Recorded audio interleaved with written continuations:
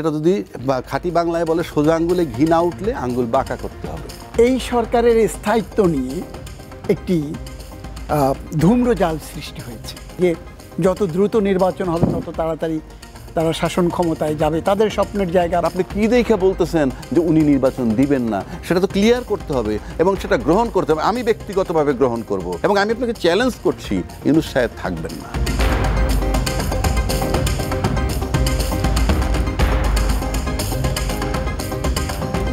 সুলতান মাহমুদ, সংস্কারের পাশাপাশি নির্বাচন নিয়ে কথা, এই কথা তো আর শেষ হচ্ছে না, কিন্তু সরকারের দিক থেকে বারবারই বলা হচ্ছে যে ডিসেম্বর থেকে জুনের মধ্যে নির্বাচন হবে। কিন্তু আপনি অবশ্যই খেয়াল করেছেন যে কোনো রাজনৈতিক দল এই কথার উপর তেমন কোনো আস্থা রাখতে পারছে না। অন্যদিকে সরকার কিন্তু ওই যে 6 মাসের একটা টাইম ফ্রেম দিয়ে রাখছে, ডিসেম্বর টু জুন, এতদিন পরে এসেও কেন এই টাইম ফ্রেমটা ছোট করতে পারছে না এবং রাজনৈতিক দলগুলোও কেন মানে আস্থার পরিবেশ তৈরি হচ্ছে না? ওয়ালটন বিএলডিসি ফ্যান, খরচ বাঁচে 65% পর্যন্ত। ওয়ালটন বিএলডিসি ফ্যান ছড়ায় স্বস্তির সবুজ হাওয়া। যে এই সংস্কার ইস্যুতে সংস্কারটি কোত্থেকে এলো? এবারে যে জুলাই বিপ্লব, যে বিপ্লবের সফল পরিসমাপ্তির মধ্য দিয়ে আগের সরকারি যারা ছিল তারা অধিকাংশ পালিয়ে গেছেন, তাদের দলীয় প্রধান সহ বা সরকার প্রধান সহ পালিয়ে যাওয়ার পর যে প্রেক্ষাপট তৈরি হলো, সেই প্রেক্ষাপটে প্রফেসর ডক্টর ইউনূস দায়িত্ব নিয়েছেন এবং এই দায়িত্ব নেওয়া এবং দায়িত্ব দেওয়া, সেখান থেকে কিন্তু একটি সংস্কারের বলতে পারেন যে শুভ সূচনা হয়েছে। সংস্কারের প্রয়োজন কেন হলো, সংস্কার কেন এলো, সেটি হলো, আমি যেটি বলি সবসময়, সেটি হলো যে গত 15-17 বছরে, 15 থেকে 17 বছরে দেশের বা রাষ্ট্রের কাঠামোর যতগুলো পিলার ছিল বা স্তম্ভ ছিল, সেগুলোকে অন্যায়, অনিয়ম, অনাচার, দুর্নীতি, লুটতরাজ এর মধ্য দিয়ে সেই রাষ্ট্র কাঠামোগুলোকে ভেঙে ফেলা হয়েছে, গুঁড়িয়ে দেওয়া হয়েছে। রাষ্ট্র কাঠামো বলতে রাষ্ট্রের ভিত মানে নড়িয়ে দেওয়া হয়েছে। এখন সেই রাষ্ট্রের নির্বাচন, গণতান্ত্রিক একটি নির্বাচন যদি করতে হয়, যে সরকার সেই গণতান্ত্রিক নির্বাচন করবার জন্য কিছু সংস্কারের দরকার আছে। যে কাঠামোগুলো ধসে গেছে সেই কাঠামোগুলো মেরামত করবার দরকার আছে। ওই জায়গা থেকে এসছে সংস্কার।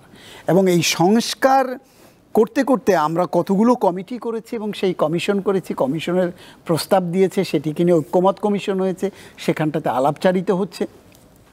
আপনি যেটি বলছিলেন যে রাজনৈতিক দলগুলো আস্থা পাচ্ছে না, নির্বাচনী কোনো ডামাঢোল নাই, সেটি তো বলছিলেন। আমি নির্বাচন ধরুন 6 মাসের একটা টাইম ফ্রেম দেওয়া হয়েছে, অনেক আগে দেওয়া হয়েছে, কিন্তু এখন তো এসে এই যে ঐক্যমত কমিশন বা এত কিছু হয়েছে, তো এখন এসে যদি সরকার আরেকটু বলে যে না ঠিক আছে, আপনারা বলছেন যে রোজার আগে হবে, ঠিক আছে আমি এই ফেব্রুয়ারিতে নির্বাচন দিব বা জুনে দিব, তাহলে তো একটা স্পেসিফিক হয়, সুনির্দিষ্ট তারিখ ঘোষণার কথা, সুনির্দিষ্ট তারিখ না, সমস্ত মাসও যদি হয়, তাও তো রাজনৈতিক দলগুলো একটা আস্থায় আসতে পারে। কিন্তু এখন তো আপনি বিভিন্ন জায়গায় বিভিন্ন রকম প্রচারণা, প্রোপাগান্ডার বিভিন্ন কিছু সুযোগ তৈরি হচ্ছে। না, প্রচার প্রোপাগান্ডার সুযোগ তৈরি হওয়ার অনেকগুলো কারণ আছে। দেখেন, প্রথম কথা হচ্ছে যে সোশ্যাল মিডিয়া থেকে, বিভিন্ন প্ল্যাটফর্ম থেকে এই সরকারকে 5 বছর দেখতে চাই, এরকম একটি আওয়াজ উঠেছে, বিভিন্ন মাধ্যমে উঠে এসছে। আরেকটি হলো সাম্প্রতিক সময় প্রফেসর ইউনূস বাইরের একটি টেলিভিশন চ্যানেলকে দেয়া সাক্ষাৎকার উনি বলেছেন, আমার বিরুদ্ধে কেউ কোনো কিছু বলছে না, আমাকে তো চায় জনগণ, এরকম কথাটা আমি যদি সামারিটা বলে থাকি। এটির মধ্য দিয়ে এই সরকারের স্থায়িত্ব নিয়ে একটি ধূম্রজাল সৃষ্টি হয়েছে, যেটি আগেও ছিল, অতটা প্রকাশ্যে ছিল না, কিন্তু এর মধ্যে দিয়ে প্রকাশ্যে এসছে। আর এই সরকার কতদিন থাকবে, কতদিনে যাবে, যেটি আপনি শুরুতে বলছিলেন বা উনি বলছিলেন যে কেয়ারটেকার সরকারের কিন্তু একটি মেয়াদ ঘোষণা করে কেয়ারটেকার সরকার গঠন হয়েছে 3 মাসের জন্য, নির্বাচন করে দিয়ে তারা বিদায়। এই সরকারের পার্থক্য কেয়ারটেকার সরকারের সাথে এই সরকারের পার্থক্য, তাদের কোনো মেয়াদ নাই, মেয়াদ ঘোষিত নাই। এখন সেখানটাতে এই সরকার কবে দেবেন দায়িত্ব, এবং সেটি নিয়ে একটি প্রশ্ন সব মহলে আছে। কিন্তু বড় রাজনৈতিক দল যারা, তারা কিন্তু যেমন দ্রুত সংস্কারের মধ্যে নির্বাচন চাচ্ছে, আবার একটি পক্ষ সংস্কার হয়ে তার নির্বাচন চাচ্ছে। আবার যারা ক্ষমতায় বসিয়েছেন বলছেন এই সরকারকে, তারা বলছেন যে আওয়ামী লীগের বিচার, আওয়ামী লীগ শেখ হাসিনার বিচার, আরও অনেকগুলো ইস্যুকে সামনে এনে সেগুলো করে তারপর যখন ওই দাবিগুলো জোরালো হচ্ছে কোনো না কোনো জায়গা থেকে, তখন অপোজিট শিবিরে যারা পুরনো রাজনৈতিক দল, যারা বড় রাজনৈতিক দল, যদি আমি বলেই ফেলি যে বিএনপির মধ্য থেকে দেখেন মানুষের একটি আশা আকাঙ্ক্ষা প্রত্যাশার জায়গা সৃষ্টি হয়েছে যে গত 16 বছরে বা 17 বছরে যারা ভোট দিতে পারে নাই তারা একটি ভোট উৎসবের জন্য মুখিয়ে আছে। ওয়ালটন বিএলডিসি ফ্যান, খরচ বাঁচে 65% পর্যন্ত। ওয়ালটন বিএলডিসি ফ্যান ছড়ায় স্বস্তির সবুজ হাওয়া। তো বিএনপি রাজনৈতিক দল এবং দেশের এখনকার প্রেক্ষাপটে সবচেয়ে বড় রাজনৈতিক দল, নেতা কর্মী সমর্থক সব বিবেচনায় তারা তো চাইছে যে যত দ্রুত নির্বাচন হবে তত তাড়াতাড়ি তারা শাসন ক্ষমতায় যাবে। তাদের স্বপ্নের জায়গা বা জনগণের যে প্রত্যাশা বা জনগণ যেটা ভাবছে সেটাও আমরা যেটুকু আভাস পাই সেরকমই আসছে। তো তারা তাদের জায়গা থেকে বলছে। জামায়াতে ইসলামী আপনি বলছেন যে কোনো কর্মকাণ্ড চালাচ্ছে না বা কোনো ভরসা পাচ্ছে না। জামায়াতে ইসলামী আপনি দেখুন ইতোমধ্যেই সারা দেশে 300টি আসনে কে প্রার্থী হবেন সেটি ঘোষণা করে ফেলেছেন, চূড়ান্ত করে ফেলেছেন। তারা বলতে পারেন নির্বাচনী প্রস্তুতির একটি বড় জায়গা সম্পূর্ণ করে ফেলেছেন। বিএনপি অঘোষিত আর ঘোষিত, তারা এখনও প্রার্থী ঠিক করেন নাই বা ঘোষণা করেন নাই, কিন্তু তারা দেখবেন যে নানান ফর্মে কিন্তু তারা জনগণের কাছে দোরগোড়ায় যাওয়া শুরু করেছে। তো সেই ক্ষেত্রে নির্বাচনের যে আবহাওয়া একটি তৈরি হয়েছে এবং নির্বাচন কমিশন কিন্তু ইতিমধ্যে একাধিকবার বলেছে যে আমরা নির্বাচনের জন্য প্রস্তুত, সরকার বললেই হবে। এবং এই সরকারের ভেতর থেকে একাধিক উপদেষ্টা বলেছেন ডিসেম্বরের মধ্যে নির্বাচনের কথা, তারা নির্বাচন দিয়ে সরে যেতে চায়। এখনকার প্রেক্ষাপট যেটি তৈরি হয়েছে, একটি মাত্র প্রেক্ষাপট এখন এই সব সমস্যার সমাধান একটি সুষ্ঠু সুন্দর নির্বাচন যত তাড়াতাড়ি দেবে, এই আন্দোলন, এই জনদুর্ভোগ, এই হাঙ্গামা, এই নৈরাজ্যকর পরিস্থিতি, এগুলোর অনেক ধন্যবাদ সুলতান মাহমুদ। আমি আবু হানান রাজ্জাকি, যদিও এই অন্তর্বর্তীকালীন সরকারের কোনো মেয়াদ নির্দিষ্ট করা নাই, তারপরেও আমরা যেটা দেখি, যেহেতু অন্তর্বর্তীকালীন সরকার থেকে বলা হয়েছে যে ডিসেম্বর থেকে জুনের মধ্যে নির্বাচন হবে, তার মানে একটা অনুমান করা যায় যে এই সময়ের পর তারা চলে যাবে।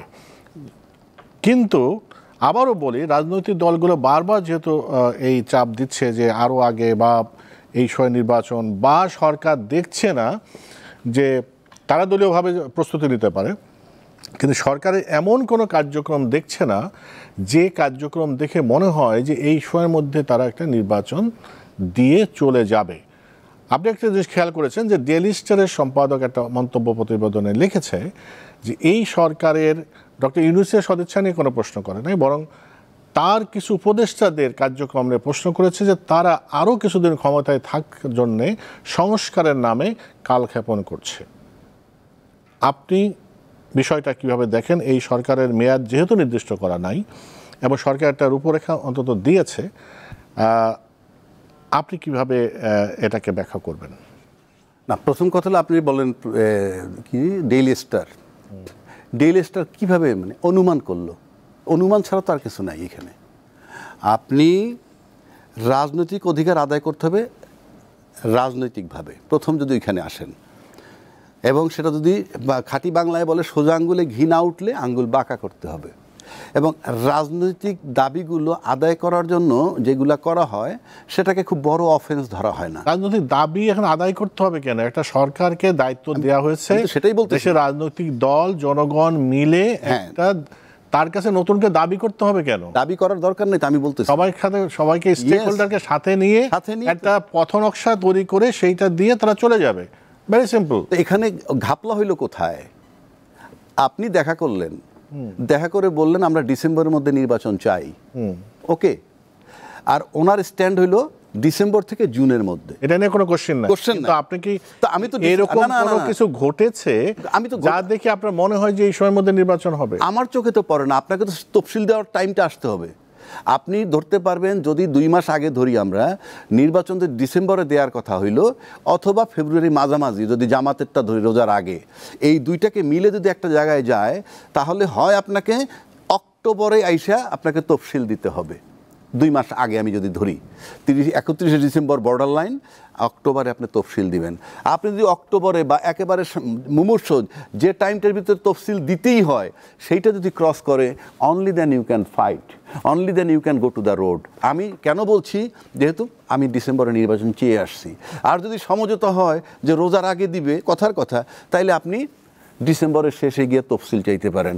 ওইটা না আসা পর্যন্ত আপনার আমার মানে যৌক্তিক দাবিটা কি আপনার, আর আপনি কি দেখে বলতেছেন যে উনি নির্বাচন দিবেন না, সেটা তো ক্লিয়ার করতে হবে এবং সেটা গ্রহণ করতে হবে। আমি ব্যক্তিগতভাবে গ্রহণ করব যদি এমন কোনো কথা দেখাই, এমন কোনো ঘটনা দেখাইতে পারেন যে এই ঘটনার কারণে উনি নির্বাচন না দেওয়ার পরিকল্পনা করছেন। আপনি তো বিবৃতি বেজ আপনার মতো করে বলছেন। আমি 100 বার নির্বাচন চাই, 100 বার, এবং এই গভর্নমেন্টের কোনো রাইট নাই। কিন্তু আমরা দলমত নির্বিশেষে তাকে সুপ্রিম কোর্ট যখন বসাই দিছে, তখন আমরা রাজনীতিবিদরা কোথায় ছিলাম? অন্তর্বর্তীকালীন মেয়াদ কেন ফিক্স করা হইল না? তার কার্যক্রম কেন ফিক্স করা হইল না? এখন শুধু নির্বাচনের ডেট দিছে, ইচ্ছা তার সুমোটো, আমি দিলাম, কথার কথা, কারণ সে দিবে, অবশ্যই দিবে। এবং আমি আপনাকে চ্যালেঞ্জ করছি, ইউনূস সাহেব থাকবেন না। আমি আগেও বলছি, এখনও বলছি, উনি নির্ধারিত সময় নির্বাচন দিয়ে উনি চলে যাবেন।